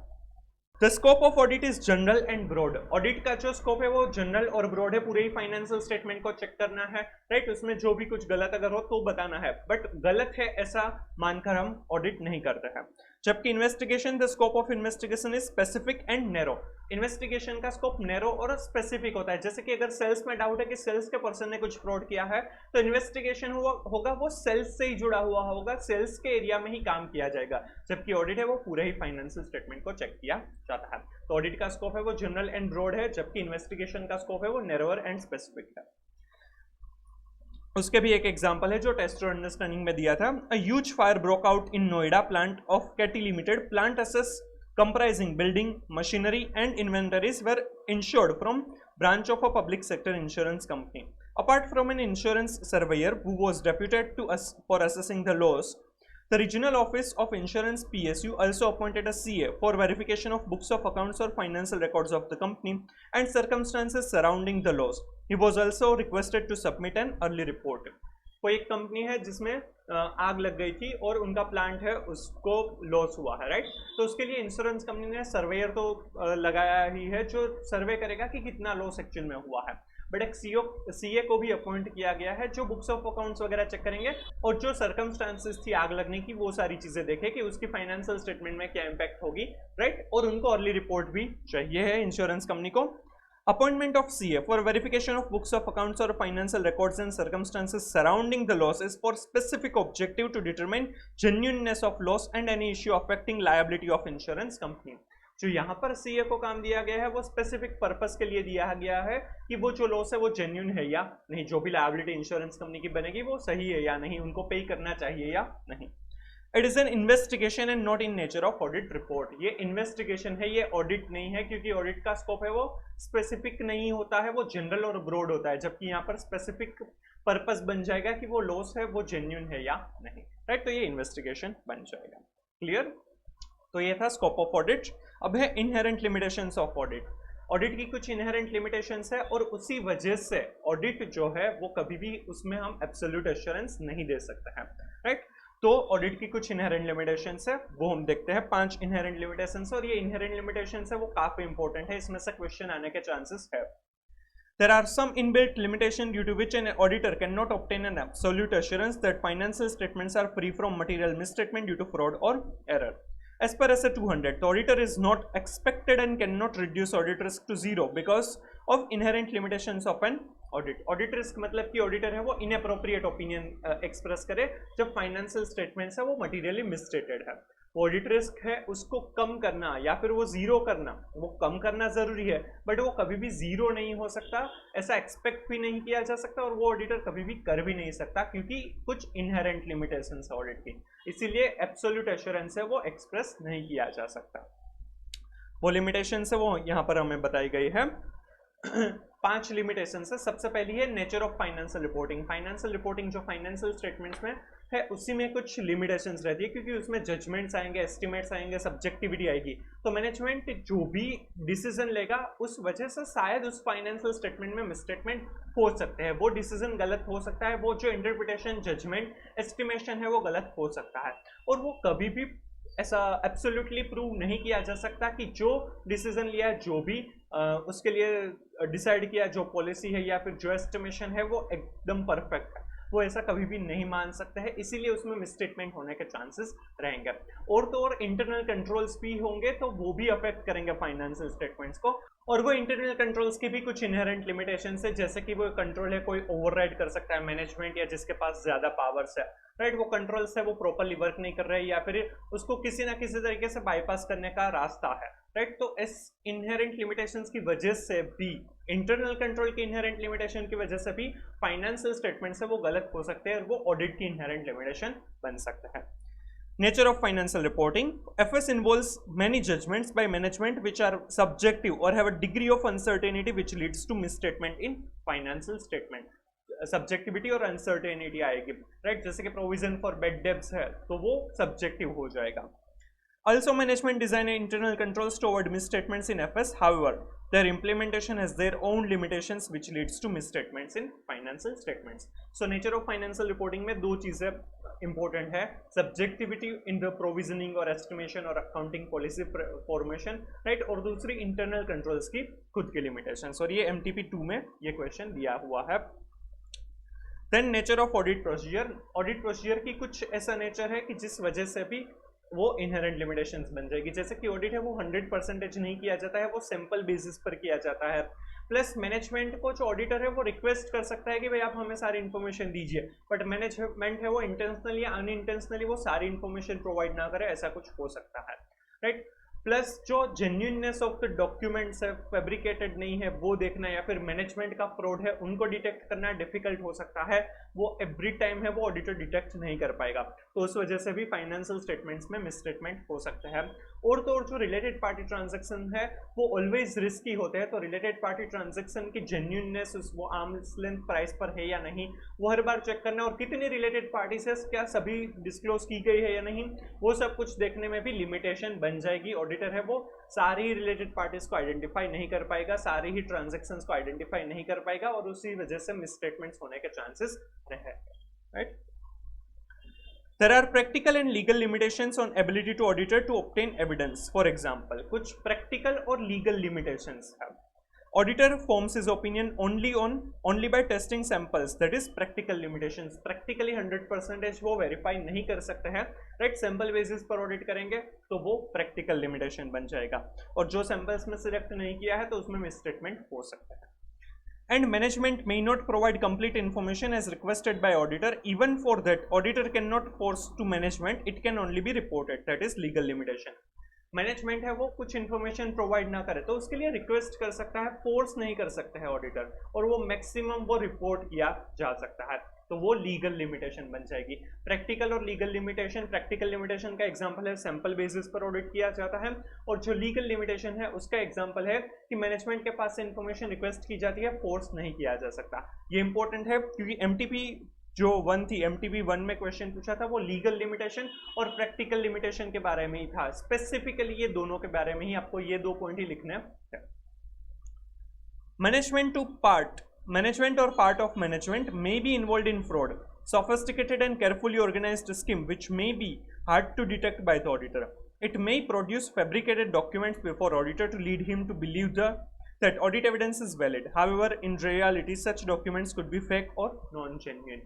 मैनेजमेंट है वो प्रॉपरली सोफिस्टिकेटेड वे में कुछ फ्रॉड कर सकते हैं तो वो ऑडिटर डिटेक्ट नहीं कर पाएगा, और जो जेन्युइननेस ऑफ द डॉक्यूमेंट्स है वो तो वैसे भी स्कोप ऑफ ऑडिट में भी कवर अप नहीं होता है क्योंकि ऑडिटर है वो एक्सपर्ट नहीं है उस फील्ड का, तो वो नहीं कर पाएंगे और वो इनहेरेंट लिमिटेशन बन जाएगी, right. It is quite possible that entity may have entered into some transactions with related parties which involve some wrongdoing. और तो और जो एंटिटी है जिसका ऑडिट हो रहा है, राइट, वो रिलेटेड पार्टी ट्रांजैक्शन में इन्वॉल्व हो सकती है और वो कुछ गलत भी उसमें हो सकता है, तो सारी पार्टीज और सारे रिलेटेड पार्टी ट्रांजैक्शन को आइडेंटिफाई करना ऑडिटर के लिए मुश्किल हो सकता है और वो लिमिटेशन बन सकती है। तो nature of audit procedure as inherent limitation में 4 चीजें कवर अप होती है। सबसे पहले ऑडिट है वो सैंपल बेसिस पर होता है, that is an example of practical limitation. Second, management के पास से इंफॉर्मेशन है वो ऑडिटर है वो सिर्फ रिक्वेस्ट कर सकता है, फोर्स नहीं कर सकता, मैक्सिमम रिपोर्ट कर सकता है, it is an example of legal limitation. फिर मैनेजमेंट है वो फ्रॉड में इन्वॉल्व हो सकते हैं और वो डिटेक्ट करना ऑडिटर के लिए डिफिकल्ट हो सकता है। इवन जो जेन्युइननेस ऑफ डॉक्यूमेंट्स है वो भी ऑडिटर है वो डिटरमाइन नहीं कर सकता, उसमें फैब्रिकेटेड डॉक्यूमेंट्स भी मिल सकता है, तो वो ऑडिट के स्कोप में कवर अप भी नहीं होता है और वो लिमिटेशन बन सकता है। And fourth, related party transaction और रिलेटेड पार्टीज को आइडेंटिफाई करना भी डिफिकल्ट हो सकता है और उसी वजह से जो नेचर ऑफ ऑडिट प्रोसीजर है वो लिमिटेशन बन सकता है, राइट। ये इंपॉर्टेंट है, इसमें से क्वेश्चन पूछ सकते हैं। थर्ड लिमिटेशन है not in nature of investigation. Audit है वो इन्वेस्टिगेशन नहीं है, जो हमने आगे भी कवर अप किया था। As already discussed, audit is not an official investigation, hence auditor cannot obtain absolute assurance that financial statements are free from material misstatement due to fraud or errors। हम investigation नहीं करते कि जो भी गलत है सब कुछ हम ढूंढ लेंगे, राइट, इसी वजह से हम रीजनेबल एश्योरेंस लेते हैं और एब्सोल्यूट एश्योरेंस नहीं ले पाएंगे। Then fourth, timeliness of financial reporting and decrease in relevance of information over time। जो फाइनेंशियल रिपोर्टिंग है वो एक टाइमलाइन के अंदर, एक डेडलाइन के अंदर कंप्लीट करना होता है, तो ऑडिट ऑफ फाइनेंशियल स्टेटमेंट्स है वो भी एक टाइम के अंदर कंप्लीट करना होगा, तो वो टाइम कम होगा तो उस वजह से ऑडिट प्रोसीजर में कुछ मिस आउट हो सकता है। हाँ, वैसे इट इज़ नॉट अलाउड कि कोई भी जो नेसेसरी ऑडिट प्रोसीजर है वो ओमिट कर दे क्योंकि टाइम नहीं है या फिर उसमें कॉस्ट ज़्यादा जाएगा, राइट। वो प्रॉपर अगर प्लानिंग किया जाएगा तो सारी प्रोसीजर अच्छे से जो नेसेसरी है वो सब कुछ हो ही जाएगा, बट वो एक लिमिटेशन बन सकता है। और तो और कुछ इन्फॉर्मेशन है वो कुछ टाइम के बाद अवेलेबल नहीं होती और उसको रिट्राइव करना ना ज़्यादा कॉस्टली हो सकता है, उसमें से जो बेनिफिट है, तो उस इन्फॉर्मेशन में भी कुछ गलत हो सकता है, कुछ मिसस्टेटमेंट हो सकता है, राइट, तो वो एक लिमिटेशन बन जाएगा। And last, future events. Future events or conditions may affect an entity adversely. Adverse events may seriously affect ability of an entity to continue business. Hence, going concern assumption is tricky part in financial statement. Future events है तो future event future में तो कुछ भी हो सकता है, उसके लिए कभी भी ऑडिटर है वो गारंटी नहीं दे सकता, राइट. और जो फाइनेंशियल स्टेटमेंट है वो गोइंग कंसर्न बेसिस पर बनाया जाता है और ऑडिटर चेक भी करता है कि गोइंग कंसर्न अजम्पशन बराबर है या नहीं. बट वो गोइंग कंसर्न है वो अफेक्ट हो सकता है. ऑडिटर ने रिपोर्ट दे दिया, उसके बाद कुछ भी हो सकता है, राइट. कोरोना जैसी सिचुएशन या कोई भी कैटास्ट्रोफ आ सकती है कि जिस वजह से वो जो बिजनेस है वो शायद कंटिन्यू ना कर पाए, तो उसके लिए गारंटी नहीं दे पाएंगे और उसी वजह से वो फाइनेंशियल स्टेटमेंट मिसस्टेटेड माने जा सकते हैं, राइट. और एब्सोल्यूट एश्योरेंस नहीं दे पाएंगे, राइट. फ्यूचर इवेंट्स भी एक लिमिटेशन बन जाएगा. तो 5 इनहेरेंट लिमिटेशंस है ऑडिट की और उसी वजह से एब्सोल्यूट एश्योरेंस या फिर ऑडिटर्स को कभी भी जीरो नहीं किया जा सकता. सबसे पहले है नेचर ऑफ फाइनेंशियल रिपोर्टिंग, जिसमें subjectivity, interpretation, accounting estimate, accounting policies रहता है. जो अनसर्टेनिटी, उसमें अनसर्टेनिटी रहेगी और उस वजह से वो कभी भी 100% परफेक्ट नहीं हो पाएंगे. प्लस इंटरनल कंट्रोल से, राइट. और इंटरनल कंट्रोल्स की भी खुद की लिमिटेशंस है. Second, nature of audit procedure, sample basis पर ऑडिट किया जाता है. मैनेजमेंट को इन्फॉर्मेशन के लिए रिक्वेस्ट कर सकते हैं, फोर्स नहीं कर सकते हैं. थर्ड, मैनेजमेंट भी फ्रॉड में इन्वॉल्व हो सकते हैं. फैब्रिकेटेड डॉक्यूमेंट्स है वो प्रोवाइड कर सकते हैं एंड उसमें भी जो फोर्थ तक रिलेटेड पार्टी ट्रांजेक्शन हो सकता है और उसमें कुछ गलत हो सकता है. थर्ड लिमिटेशन थी कि audit is not an investigation. Fourth थी timeliness of financial reporting and decrease in relevance of information over time. Fifth, future events, right. ये 5 इनहेरेंट लिमिटेशंस है, ये इंपॉर्टेंट है, इसमें से क्वेश्चंस आने के चांसेस ज्यादा है. फॉर एग्जांपल है, ये एग्जांपल टेस्ट और अंडरस्टैंडिंग का एक क्वेश्चन है. जो मैंने ओल्ड नोट्स जो पहले आपको मिली थी उसमें टेस्ट और अंडरस्टैंडिंग इस चैप्टर के कवर अप नहीं किए गए थे, वो अब हमने जो भी कॉन्सेप्ट है उसके साथ मैंने ऐड कर दिए ताकि वो पढ़ने में इजी हो जाए. और ये टेस्ट और अंडरस्टैंडिंग टाइप के क्वेश्चन पूछने के चांसेस है, जो एमटीपी देखी उसके ऊपर से ऐसा लग रहा है, इसीलिए. Ziva Products is a partnership firm engaged in trading of designer dresses. The firm has appointed JJ and Company chartered accountants to audit their accounts for a year. The auditors were satisfied with control system of a firm, carried out required procedure and necessary verification. Right? एक जो भी partnership form है उसमें auditor को appoint किया जाता है और वो सारी चीजें देखते हैं और उनको सब कुछ बराबर लग रहा है. In particular, they carried out sample checking of purchase, trust purchase bills to GST portal and also made confirmations from supplier. They were satisfied with audit evidence obtained by them as part of audit exercise. वो purchase के bills check करते हैं, purchase bill को GST portal के साथ verify trust करते हैं और ट्रेड पेबल्स जो है सप्लायर्स है उनको कंफर्मेशन भी भेजते हैं सैंपल बेसिस पर और ये सारे ऑडिट एविडेंसेस परफेक्टली मिल जाते हैं उनको. An audit report was submitted to the firm giving an opinion that financial statements reflected true and fair view of the state of affairs of the firm. और वो unmodified opinion देते हैं कि financial statement में सब कुछ बराबर है. However, later on, it was discovered that purchase manager responsible for procuring dresses from one location was also booking fake purchase of small values by colluding with unethical dealers. और बाद में ऐसा पता चलता है रिपोर्ट देने के बाद कि जो परचेस मैनेजर है वो कुछ गलत काम करने में जुड़ा हुआ है, कॉल्यूशन कर रहा है, कुछ फ्रॉड कर रहा है. Payment to these dealers were also made in connivance, that is secretly involved in immoral act with accountant through banking channel. The partner of firm blame auditors for futile, that is ineffective audit exercise. और वो accountant through गलत payment भी कर रहा है और ये जब पार्टनर्स को पता चलता है इसके बारे में तो वो ऑडिटर के ऊपर ब्लेम डालते हैं कि भाई ऑडिटर ने अच्छे से ऑडिट नहीं किया है. It is an example of failure of internal controls of the firm. ये इंटरनल कंट्रोल का फेलियर्स है क्योंकि जो इंटरनल कंट्रोल्स होने चाहिए थे परचेज रिलेटेड या उनके पेमेंट रिलेटेड वो प्रॉपर नहीं थे, उसी वजह से वो फ्रॉड हुआ है, right. The internal control has not operated due to collusion between employees, which is a limitation of internal control itself. ये एक लिमिटेशन है इंटरनल कंट्रोल की. इंटरनल कंट्रोल की लिमिटेशन है वो इन डिटेल चैप्टर 3 में हम डिस्कस करेंगे. The auditor has relied upon internal controls. It is very nature of financial reporting that management is responsible for devising suitable internal controls. This is inherent limitations of audit. Right. ये financial reporting में गलत है जो हमने inherent limitations में देखा था कि नेचर ऑफ फाइनेंशियल रिपोर्टिंग जिसमें इंटरनल कंट्रोल्स भी इंपैक्ट करते हैं तो उसका एग्जांपल ये बन जाएगा, राइट. उस वजह से ऑडिट है उसके लिए हम कभी भी एब्सोल्यूट एश्योरेंस नहीं दे सकते हैं. सिंपल. चलिए अब देखते हैं एश्योरेंस एंगेजमेंट. ऑडिट है वो भी एक एश्योरेंस एंगेजमेंट है बट ऑडिट सिर्फ एक ही एश्योरेंस एंगेजमेंट नहीं है, उसके अलावा भी एश्योरेंस एंगेजमेंट है. एश्योरेंस मतलब कि वो बताना, कॉन्फिडेंस बढ़ाना कि जो भी फाइनेंशियल इंफॉर्मेशन है वो बराबर है या नहीं. जो भी उसके यूजर्स है उनको कॉन्फिडेंस बिल्डअप होगा, क्योंकि सीए इन प्रैक्टिस जो होगा वो चेक करके बताएगा कि वो बराबर है या नहीं, राइट। तो वो वेरियस टाइप्स की एश्योरेंस एंगेजमेंट है, तो वो हमें यहाँ पर समझाया है। An engagement in which a practitioner, that is practicing CA, expresses a conclusion designed to enhance the degree of confidence of the intended users.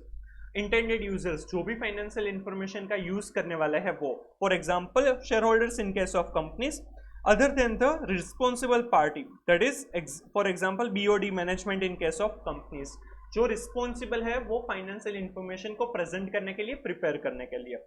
About the outcome, that is opinion of the evaluation of measurement of subject matter, for example financial statement against criteria, for example law standard etc.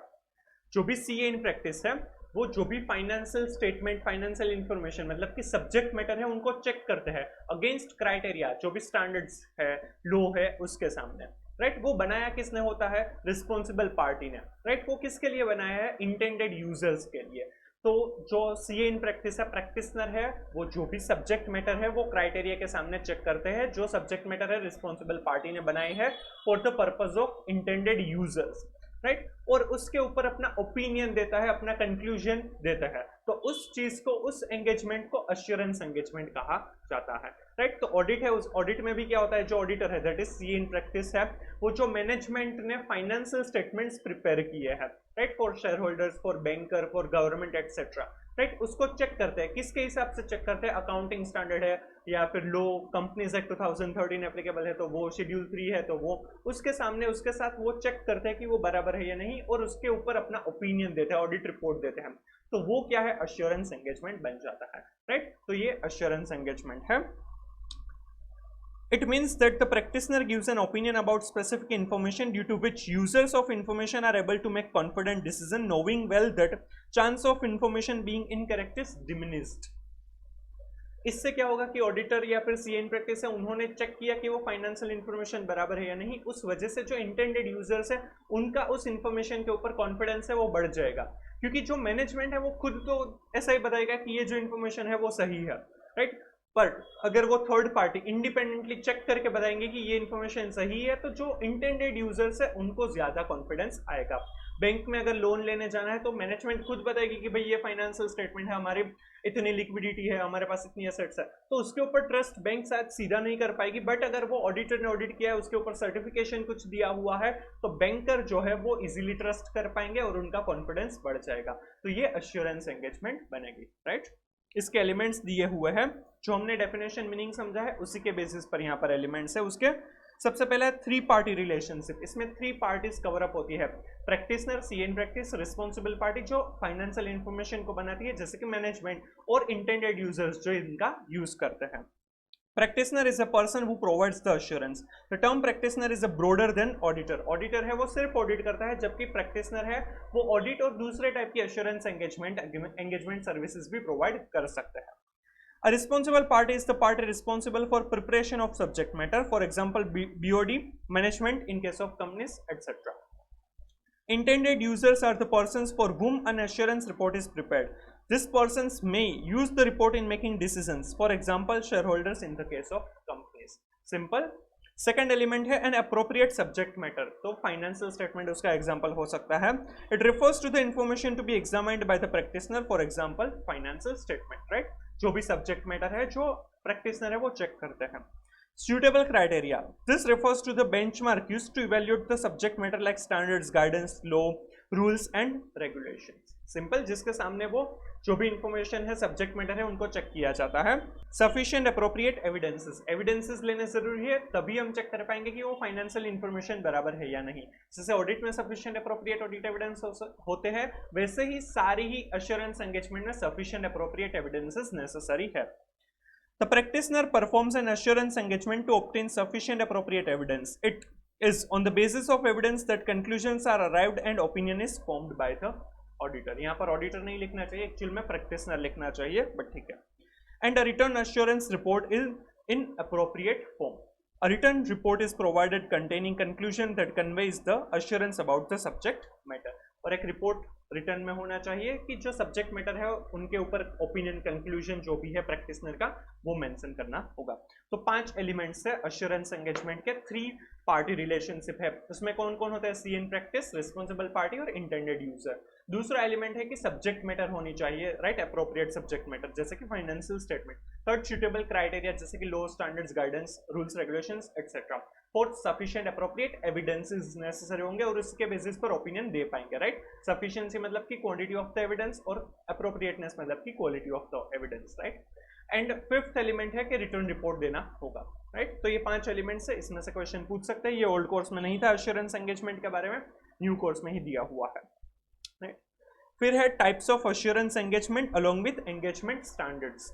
Types of various assurance engagement, 3 type की assurance engagement हो सकती है और उनके लिए standards जो है वो भी हम यहाँ पर समझने वाले हैं। ऑडिट है वो एक एग्जांपल है, राइट, जिसमें हिस्टोरिकल फाइनेंशियल इंफॉर्मेशन मतलब कि जो पास्ट पीरियड में जो भी ट्रांजैक्शन इवेंट्स हुए हैं फाइनेंशियल, राइट, उसको फाइनेंशियल स्टेटमेंट्स प्रिपेयर किया जाता है और उसको चेक किया जाता है ऑडिट के अंदर, राइट। तो ऑडिट है वो एक अश्योरेंस एंगेजमेंट सर्विस है। उसके लिए स्टैंडर्ड्स ऑन ऑडिटिंग, एसएस जो है वो उनके एंगेजमेंट स्टैंडर्ड्स है, राइट। वैसे ही रिव्यू और अदर अश्योरेंस एंगेजमेंट है वो हम यहाँ पर देखते हैं, समझते हैं।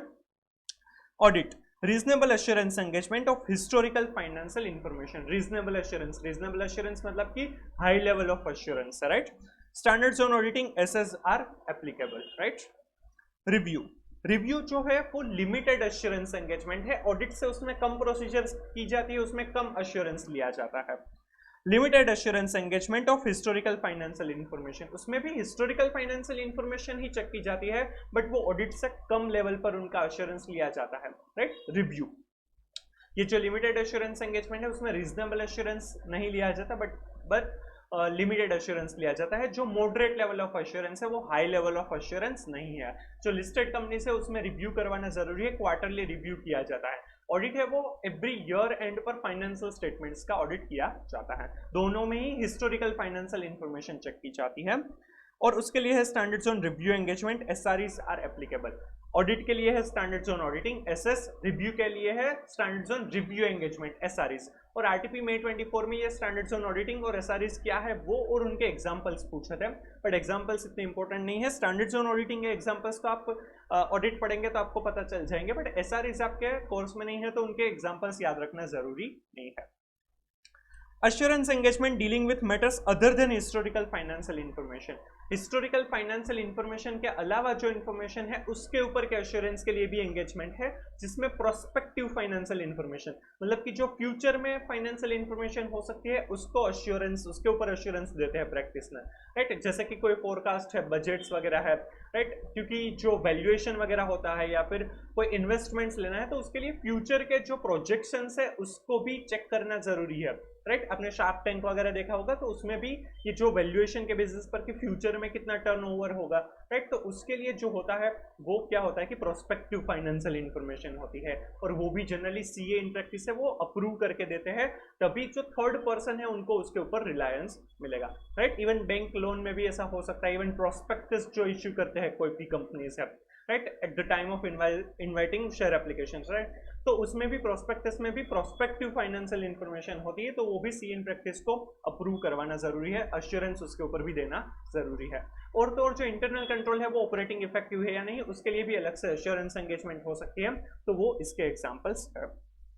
Examination of prospective financial information like forecast और an assurance regarding operation of controls, right, ये अदर एश्योरेंस एंगेजमेंट में कवर अप होता है।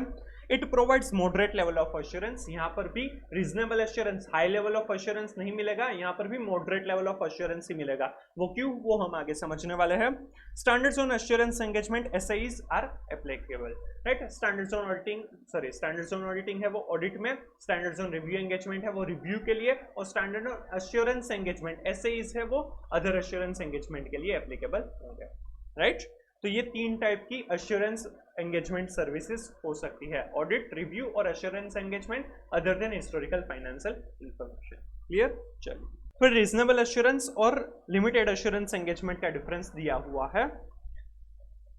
Reasonable assurance engagement provides high level of assurance. जो ऑडिट है, जो रीजनेबल एश्योरेंस एंगेजमेंट का example है, तो वो हाई लेवल ऑफ अश्योरेंस देता है, जबकि limited assurance engagement provides lower level of assurance than reasonable assurance engagement, इसीलिए वो मॉडरेट लेवल ऑफ अश्योरेंस है वो प्रोवाइड करते हैं। Reasonable assurance is performs elaborate and extensive procedure to obtain sufficient appropriate evidences। Audit जो है reasonable assurance है, उसमें बहुत ही ज्यादा प्रोसीजर्स की जाती है एविडेंसेस को ऑब्टेन करने के लिए। जो हम पूरा ही सब्जेक्ट है वो हमारा ऑडिट है, तो वही सारी प्रोसीजर्स, वो किस तरह से ऑडिट एविडेंसेस लेने हैं, वही सारी चीजें इन डिटेल समझने वाले हैं।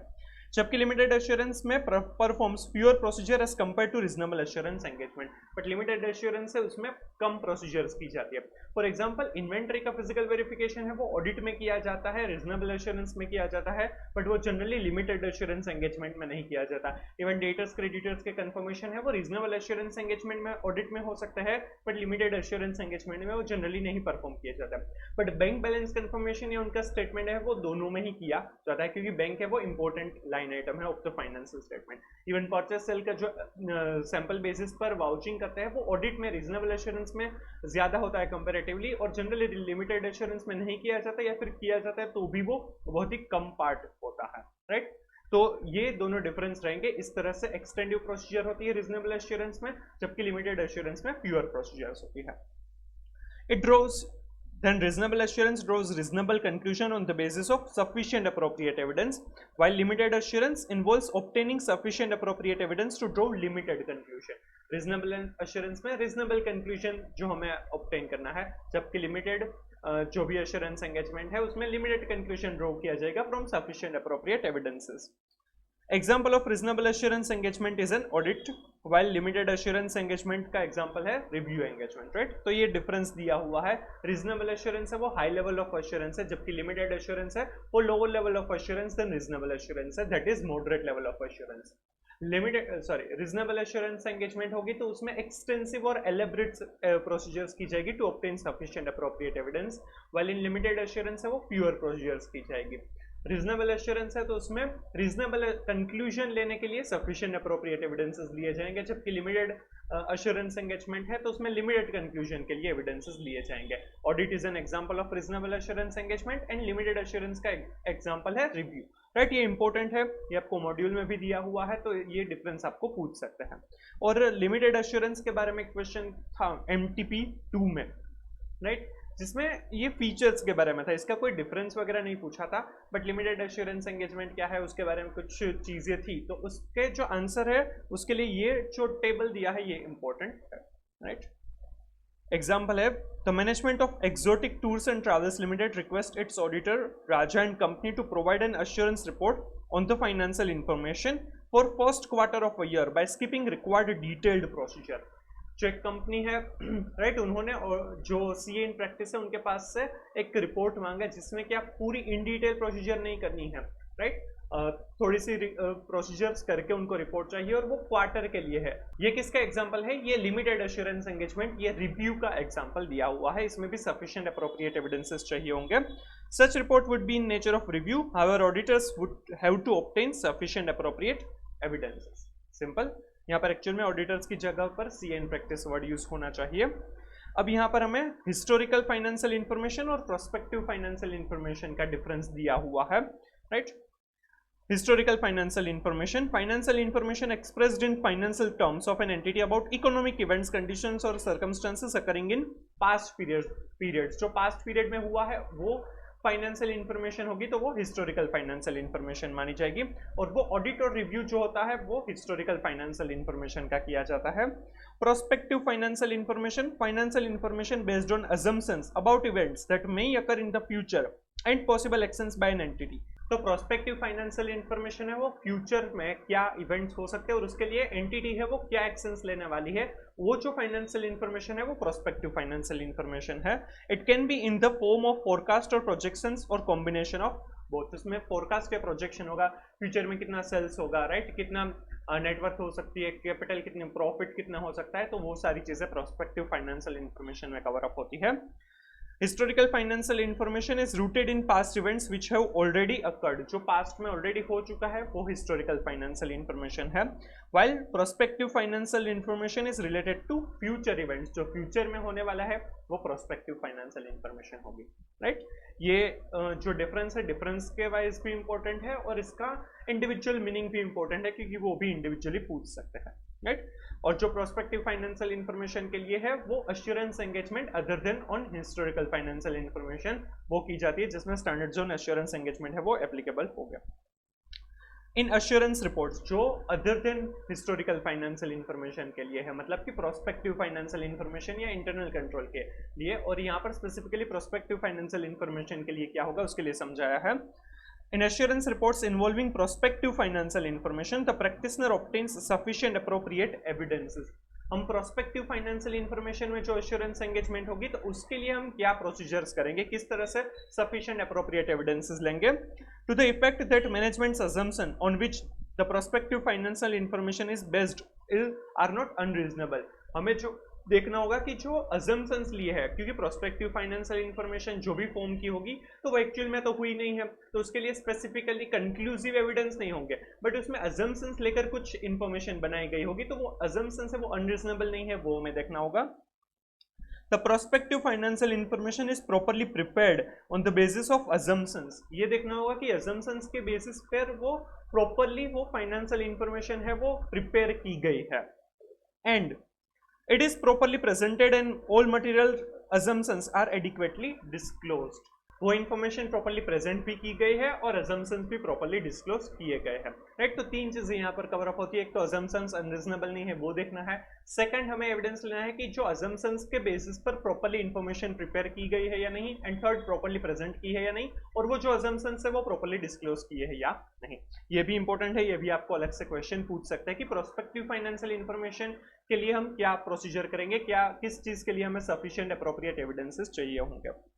Then, while evidence may be available to support the assumption on which the prospective financial information is based, such evidence is itself generally future oriented. जो भी हम प्रोस्पेक्टिव फाइनेंशियल इंफॉर्मेशन के ऊपर अश्योरेंस एंगेजमेंट, अश्योरेंस प्रोसीजर्स जो करेंगे, right, तो वो क्या होंगे कि वो जो एविडेंसेस होंगे वो फ्यूचर बेस्ड होंगे, वो फ्यूचर ओरिएंटेड होंगे, राइट। तो हमें अजम्पशंस वगैरह बराबर है या नहीं उनके सपोर्टिंग्स चेक करने होंगे। The auditor is therefore not in position to express an opinion as to whether the results shown in the prospective financial information will be achieved. इसीलिए जो ऑडिटर है, जो भी प्रैक्टिशनर है, वो कभी भी वो जो फ्यूचर में इवेंट्स होने वाले हैं उसके लिए गारंटी नहीं दे सकता कि जो assumptions लेकर ये इंफॉर्मेशन बनाई गई है वो अचीव होंगे, वो रिजल्ट्स अचीव होंगे। हम इसीलिए यहाँ पर मॉडरेट लेवल ऑफ एश्योरेंस दे सकते हैं, इसीलिए वो हाई लेवल ऑफ एश्योरेंस नहीं दिया जा सकता क्योंकि फ्यूचर में क्या होगा वो एग्जैक्टली नहीं पता है। हम सिर्फ अजम्पशंस और उनका जो डेटा है वो बराबर है या नहीं वो ही चेक करते हैं। Therefore, in such assurance engagements, practitioner provides a report assuring that nothing has come to practitioner attention to suggest that these assumptions do not provide a reasonable basis for the projection. वो assumptions वगैरह कुछ गलत नहीं है, वो unreasonable नहीं है, वही हम चेक करते हैं और उसी के ऊपर हमारा रिपोर्ट जाता है। Hence, such type of assurance engagement provides only a moderate level of assurance. इसीलिए ये moderate level of assurance हमें provide करता है, high level of assurance हम यहाँ पर obtain नहीं कर सकते हैं। सिंपल। तो ये क्यों मॉडरेट लेवल ऑफ एश्योरेंस है इन case of assurance engagement other than historical financial information that is prospective financial information, वो हमें यहाँ पर समझाया है, राइट। चलिए फिर स्टैंडर्ड जोन रिलेटेड सर्विसेज है जो हमने स्टैंडर्ड समझे थे। ऑडिट के लिए है standard zone auditing, right, historical financial information के ऑडिट के लिए। रिव्यू जो है लिमिटेड एश्योरेंस एंगेजमेंट उसके लिए है स्टैंडर्ड जोन रिव्यू एंगेजमेंट, और assurance engagement other than historical financial information के लिए है standard zone assurance engagement SS. तो ये तीन स्टैंडर्ड्स के अलावा है स्टैंडर्ड जोन रिलेटेड सर्विसेज जो हमने तीन देखे, एसएस, एसएस और एसआरईस, वो एंगेजमेंट स्टैंडर्ड्स है और वो अश्योरेंस एंगेजमेंट के लिए है। उसके अलावा भी जो एंगेजमेंट की जाती है वो है रिलेटेड सर्विसेज होती है और उसके लिए स्टैंडर्ड जोन रिलेटेड सर्विसेज आएंगे। उसमें एग्रीड अपॉन प्रोसीजर्स है, जो क्लाइंट है उसके साथ जो डिसाइड किया है वो प्रोसीजर की जाती है, बट ये अश्योरेंस एंगेजमेंट नहीं है। वो जो इन्फॉर्मेशन है वो बराबर है नहीं ऐसा कोई भी अश्योरेंस हम नहीं देते हैं। हाँ, जो भी प्रोसीजर डिसाइड की है वो हम करते हैं बट अश्योरेंस नहीं देते हैं। These standards apply in engagements to perform agreed upon procedure regarding financial information. जो भी agreed upon procedure है वो perform करने के लिए standard zone related services है। agreed upon procedure which can be some kind of preparation or to perform certain procedure on financial information, however it is not an assurance engagement, right. जो certain procedure जो decide की है वो की जाएगी agreed upon procedure में, but ये assurance engagement नहीं है। ये काफी इंपॉर्टेंट पार्ट है, ये आपको एज एमसीक्यू या कुछ descriptive case scenario based question भी बना सकते हैं, पूछ सकते हैं। For example, an engagement to perform agreed upon procedure may require the auditor to perform certain procedure concerning individual items of financial data, say accounts payable, accounts receivable, purchase from related parties and sales, and profits of a segment of an entity, or a financial statement, say a balance sheet, or even a common set of financial statement. वो part of financial statement हो सकता है, कोई एक item है financial statement की, उसको भी चेक करना या उसके रिलेटेड कुछ प्रोसीजर है वो करना, एग्रीड अपॉन प्रोसीजर का एग्जांपल बन सकता है। वो पार्ट ऑफ फाइनेंशियल स्टेटमेंट भी हो सकता है, जैसे कि सिर्फ बैलेंस शीट या फिर कंपाइलेशन ऑफ फाइनेंशियल स्टेटमेंट, ऐसा भी कुछ हो सकता है, राइट। तो ये स्टैंडर्ड जोन रिलेटेड सर्विसेज उसके ऊपर एप्लीकेबल होंगे। Such type of compilation engagement fall in the category of related services, and practitioner issue a report clearly stating that it is not an assurance engagement and no opinion is being expressed. उसके report में specifically mention किया जाता है कि ये assurance engagement नहीं है और उसके ऊपर ओपिनियन नहीं एक्सप्रेस किया जा रहा है। जब भी सफिशिएंट अप्रोप्रिएट एविडेंसेस नहीं मिलते, कोई भी रिव्यू वगैरह करवाने के लिए बोला है, right, but sufficient appropriate evidences नहीं मिले हैं, राइट, तो वहां पर हम अश्योरेंस नहीं दे सकते, वहां पर हम सिर्फ कंपाइलेशन की प्रोसीजर कर सकते हैं, रिलेटेड सर्विसेज दे सकते हैं, तो वहां पर standard zone related services applicable होगा, राइट। चलिए, तो यहां पर है engagement and quality control standards. हमने एंगेजमेंट स्टैंडर्ड्स जो है वो ऑलरेडी समझ लिए हैं। SS audit of historical financial information, SREs review of historical financial information, SAEs assurance engagement dealing with matters other than historical financial information, SRS agreed upon procedure regarding financial information। ये जो तीन ऊपर की है, right, ऐसे मतलब audit, review और जो अदर अश्योरेंस एंगेजमेंट है, तो ये अश्योरेंस एंगेजमेंट का पार्ट है, इसके ऊपर हम अश्योरेंस देते हैं, जबकि ये रिलेटेड सर्विसेज है एग्रीड अपॉन प्रोसीजर, उसमें अश्योरेंस नहीं दिया जाता है, राइट। ये चारों ही एंगेजमेंट स्टैंडर्ड्स है। ये एंगेजमेंट है वो सीए इन प्रैक्टिस है वो प्रोवाइड कर सकते हैं। और एक है क्वालिटी कंट्रोल स्टैंडर्ड्स। जो भी फर्म सीए फर्म है ये एंगेजमेंट सर्विसेज प्रोवाइड करती है, उनको क्वालिटी कंट्रोल स्टैंडर्ड को भी अप्लाई करना, उनको कंप्लाई करना जरूरी है। सिर्फ एक ही एसक्यूसी जो चैप्टर 11 में इन डिटेल समझने वाले हैं। Standard on quality control SQCs have been issued to establish standard and provide guidance regarding a firm's responsibilities for its system of quality control for the conduct of audit and review of historical financial information and for other assurance and related service engagement। जो ऊपर हमने engagement समझी, उन सभी को में quality maintain हो पाए, क्वालिटी कंट्रोल हो पाए, इसीलिए वो सीए फर्म्स को ये स्टैंडर्ड जोन क्वालिटी कंट्रोल है वो एप्लीकेबल है। ये इन डिटेल हम चैप्टर 11 में समझेंगे। It requires auditors or practitioners to establish system of quality control so that firm and its personnel comply with professional standards and regulatory and legal requirements and reports issued are appropriate। इससे क्या होगा कि जो legal requirement है, standards जो भी है, वो सारा कंप्लाई किया जाएगा बाय द एंगेजमेंट टीम। जो भी टीम मेंबर ये एंगेजमेंट सर्विसेज प्रोवाइड कर रहे हैं, और जो भी सिचुएशन के हिसाब से जो अप्रोप्रिएट रिपोर्ट होगा वो इश्यू किया जाएगा, तो क्वालिटी ऑफ द सर्विसेज है वो मेंटेन हो पाएगी, इसीलिए ये एसक्यूसी बनाया है। कुछ इंपॉर्टेंट पॉइंट्स हैं। Engagement standards are specific to the engagement like audit, review etcetera, while quality control standards are applicable to firm providing engagement services. Hence SQC1 is applied to all services covered by engagement standards। तो जो भी engagement standards है, SS, SREs, SAEs और SRS, उसके ऊपर आएगा SQC, right, क्योंकि वो क्वालिटी कंट्रोल स्टैंडर्ड है, वो सभी engagement services में एप्लीकेबल होगा। Why are standards needed? Standards की क्या रिक्वायरमेंट है? Standards ensure carrying out audit against established benchmarks at par with global practices। जो global practices है उस हिसाब से काम किया जाएगा। ये जो standards है वो भी जनरली ग्लोबली जो standards है उसी के बेसिस पर बनाए गए हैं, इसीलिए उनके जो नंबर्स है वो ग्लोबल जो standards है उनके साथ रिलेट कर रहे हैं, इसीलिए 200 से वो जो SS है वो स्टार्ट होता है, right. Standard improve quality of financial reporting, thereby helping users to make diligent decisions। Financial reporting की क्वालिटी है वो बढ़ जाएगी, क्योंकि उसमें जो प्रोसीजर है उस हिसाब से किया जाएगा काम, तो वो अच्छे से हो पाएगा, लोगों का ट्रस्ट बढ़ सकता है। Standards promote uniformity as audit of financial statement is carried out following this standards. Uniformity होगी, मैं ऑडिट करूंगा या आप ऑडिट करेंगे, अगर वो स्टैंडर्ड्स ऑन ऑडिटिंग के हिसाब से होगा तो जो कंक्लूजन होगा वो जनरली सेम होगा, इसीलिए यूनिफॉर्मिटी होगी, कोई भी प्रॉब्लम नहीं आएगी। Standard equip professional accountant with professional knowledge and skills. जो भी स्टैंडर्ड है वो अपडेटेड होते हैं जो सिचुएशन है उस हिसाब से, तो उससे प्रोफेशनल कॉम्पिटेंस, नॉलेज और स्किल्स है वो अपडेट होंगी, वो ज़्यादा बढ़ जाएगी। And standard ensures audit quality, audit की क्वालिटी या फिर जो भी स्टैंडर्ड है उस हिसाब से वो एश्योरेंस एंगेजमेंट की क्वालिटी है वो इंक्रीज इंप्रूव हो सकती है। राइट, तो ये 5 पर्पसेस है जिस वजह से स्टैंडर्ड्स नीडेड है। बेंचमार्क और वो ग्लोबल प्रैक्टिसेस के साथ अपडेटेड होंगे। सेकंड, जो फाइनेंशियल रिपोर्टिंग की क्वालिटी है वो इंप्रूव हो सकती है। थर्ड, यूनिफॉर्मिटी रहेगी। Fourth, professional knowledge and skills को इक्विप किया जाएगा। And fourth, audit quality maintain हो पाएगी। राइट, तो ये इंपॉर्टेंट है, ये डायरेक्ट क्वेश्चन आपको पूछ सकते हैं, ओल्ड कोर्स में नहीं था। Standards are compulsory to be followed. However, if there are any situation where it is not possible to follow any part or procedure of the standard, then practitioner is required to document how alternative procedure performed to achieve the purpose of the required procedure. Generally standards है वो compulsory in nature होते हैं, तो उनको follow करना compulsory है। But कुछ situation ऐसी होती है कि जहाँ पर स्टैंडर्ड या फिर उनका कुछ पार्ट है वो पॉसिबल नहीं है उनको कंप्लाई करना, तो वो रिपोर्ट में मेंशन करना जरूरी है। हाँ, उसमें जो भी अल्टरनेटिव ऑडिट प्रोसीजर की है वो भी मेंशन किया जाएगा, अगर उनसे हमें जो हमारा कंक्लूजन है, हमारा जो पर्पस है वो सोल्व होता है तो। Also, reason for departure has also to be documented unless it is clear, और वो क्यों डिपार्चर किया, क्यों वो स्टैंडर्ड फॉलो नहीं कर पाए है, उसको भी डॉक्यूमेंट करना जरूरी हो जाएगा। Further, his report should draw attention to such departures.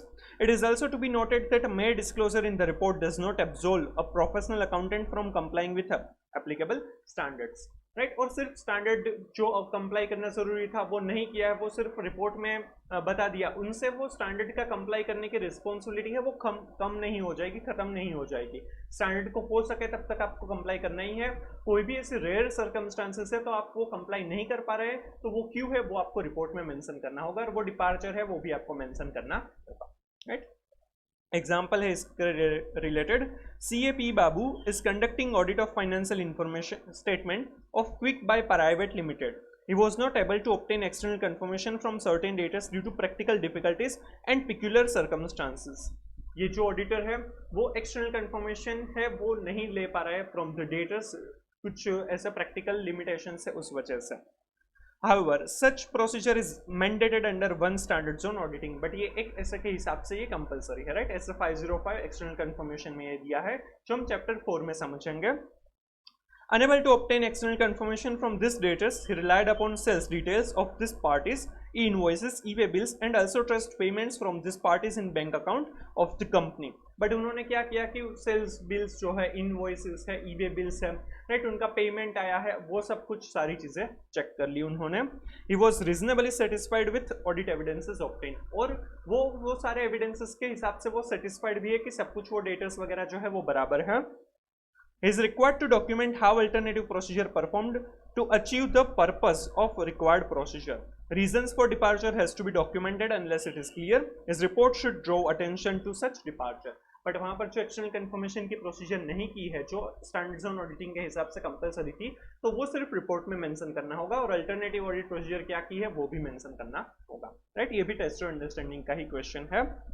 और कुछ छोटे मोटे पॉइंट्स जो है इस चैप्टर के वो मैंने यहाँ पर दे रखे, जो एमसीक्यू या डिस्क्रिप्टिव क्वेश्चन में कुछ आ सकता है, फटाफट समझ लेते हैं। Users of financial statements may be shareholder, employee, customer, government and regulatory authorities, bankers etcetera. Simple. Engagement means a formal agreement between auditor and client under which auditor agrees to provide auditing services. It takes the shape of engagement letter. जो auditor है CA in practice है, और CA in practice है, और जो client है उनके बीच जो फॉर्मल एग्रीमेंट बनता है उसे एंगेजमेंट कहा जाता है। ऑडिट है, फिर रिव्यू है, राइट, उस तरह से, और वो generally engagement letter through perform किया जाता है। ऑडिटर है, राइट, वो क्लाइंट को एंगेजमेंट लेटर देते हैं। Right, the purpose of external audit engagement, that is statutory audit, is to enhance the degree of confidence of intended users of financial statements. Such engagements are also reasonable assurance engagement. Right, simple है ये तो। Audit is mandatory for all companies in India under the Companies Act 13. Income Tax Act 1961 mandates tax audit to assesses fall under the specified criteria. LLP Act 2008 mandates audit under the Act to LLP falls under the specified criteria. These are examples of mandatory audit as it is specified by statute. कुछ act जो होते हैं उसमें mandatory audit होता है, तो वो mandatory audit है, जैसे कि कंपनीज एक्ट 2013 में सारी कंपनीज को है, इनकम टैक्स में कुछ क्राइटेरियाज है, तो उस हिसाब से वो ऑडिट करवाना कंपलसरी है, अगर वो स्टेच्यू में मेंशन किया है तो वो मैंडेटरी ऑडिट बन जाएगा। Many entities may get their accounts audited voluntarily because of benefits from the process of audit, like to get loan, subsidy, grant, etc. But कुछ जो एंटिटीज होती है वो उनके अकाउंट्स को ऑडिट इसलिए करवाती है ताकि उसका जो ऑडिट का जो बेनिफिट है वो उनको मिल पाए, जैसे कि ग्रांट लेनी है या फिर सब्सिडी चाहिए, लोन चाहिए, तो उसमें ऑडिटेड फाइनेंशियल स्टेटमेंट जरूरी हो सकते हैं, तो भी ऑडिट करवा सकते हैं, तो उसे वॉल्यूंटरी ऑडिट कहा जाएगा, राइट। चलिए फिर यहाँ पर टेस्ट और अंडरस्टैंडिंग के क्वेश्चन और कुछ एमसीक्यूज वगैरह के जो समराइज्ड पॉइंट है वो मैंने दिए हैं, जो अननेसेसरी थे एमसीक्यूज और करेक्ट इनकरेक्ट के पॉइंट वो मैंने अभी हटा दिए थे, पहले मैंने ओल्ड नोट्स में दिए थे बट वो मैंने अब हटा दिए क्योंकि उसके टाइप के क्वेश्चन पूछने के चांसेस नहीं है, जो इंपॉर्टेंट है वो मैंने सिर्फ रखा हुआ है। Choosing of appropriate accounting policies is responsibility of management as preparation and presentation of FS is the responsibility of management. कौन सी अकाउंटिंग पॉलिसीज को अप्लाई करना है वो चॉइस वो डिसाइड करना मैनेजमेंट का काम है, क्योंकि मैनेजमेंट ही फाइनेंशियल स्टेटमेंट्स प्रिपेयर करते हैं। The role of auditor lies in evaluating selection and consistent application of accounting policies by management. Auditor को क्या चेक करना है कि वो जो सिलेक्शन है वो अप्रोप्रिएट है या नहीं, और वो अकाउंटिंग पॉलिसीज है वो कंसिस्टेंटली अप्लाई की गई है या नहीं, वो हमें चेक करना होगा, राइट। सेकंड पॉइंट है Lalji bhai has purchased shares of a company listed on NSE, the audited financial statements of the company provide picture of healthy financial performance having robust turnover, low debt and good profit. एक कोई person है लालजी भाई, right, वो उनके पास एक company के listed company से उनके शेयर्स है, और जो उनके फाइनेंशियल स्टेटमेंट्स है, ऑडिटेड फाइनेंशियल स्टेटमेंट है, उन हिसाब से वो सब कुछ बराबर लग रहा है, काफी अच्छा परफॉर्मेंस है उस कंपनी का। On above basis, he is absolutely satisfied that money invested by him is safe and there is no chance of losing his money. और उस हिसाब से वो इतना कॉन्फिडेंट हो जाता है कि उनके जो पैसे रोके गए हैं उस कंपनी में, राइट, इन्वेस्ट किए हैं, वो प्रॉपरली सिक्योर्ड है, कोई भी लॉस होने के चांसेस नहीं है। बट ये गलत चीज़ है क्योंकि ऑडिट है वो ऐसा कोई भी कंफर्मिटी नहीं देते हैं। An audit does not provide assurance to investor in shares regarding safety of his money. Share prices of securities are affected by a range of factors. An audit only provides reasonable assurance that financial statements are free from material misstatement, whether due to fraud or error. Hence, thinking of Lalji Bhai is not correct. Correct, audit है वो सिर्फ reasonable assurance देता है कि financial statement में material misstatement है या नहीं, राइट। हम यहाँ पर कोई भी गारंटी नहीं देते कि फ्यूचर में भी ऐसा ही परफॉर्मेंस होगा, या फिर शेयर प्राइसेस है वो तो उसके लिए तो हम कोई भी गारंटी नहीं देते हैं। शेयर प्राइसेस है वो वेरियस फैक्टर्स की वजह से उसमें फ्लक्चुएशन हो सकता है।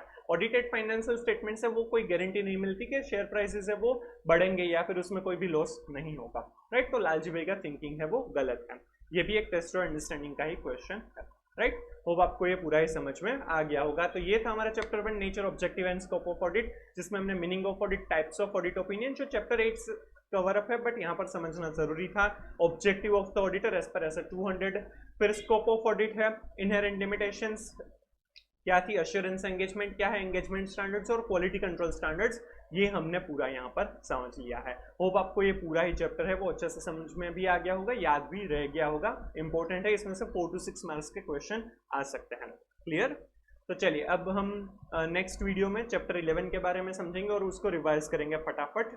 अगर आपको ये वीडियो अच्छा लगा है तो please like and share the video, comment if you have any doubt, suggestion और reviews, and please subscribe the channel, right. और नोट्स है वो आपको डिस्क्रिप्शन में मिल जाएगी, तो उसको डाउनलोड करना मत भूलिएगा और शेयर कीजिएगा अपने फ्रेंड्स के साथ। Stay tuned, thank you so much.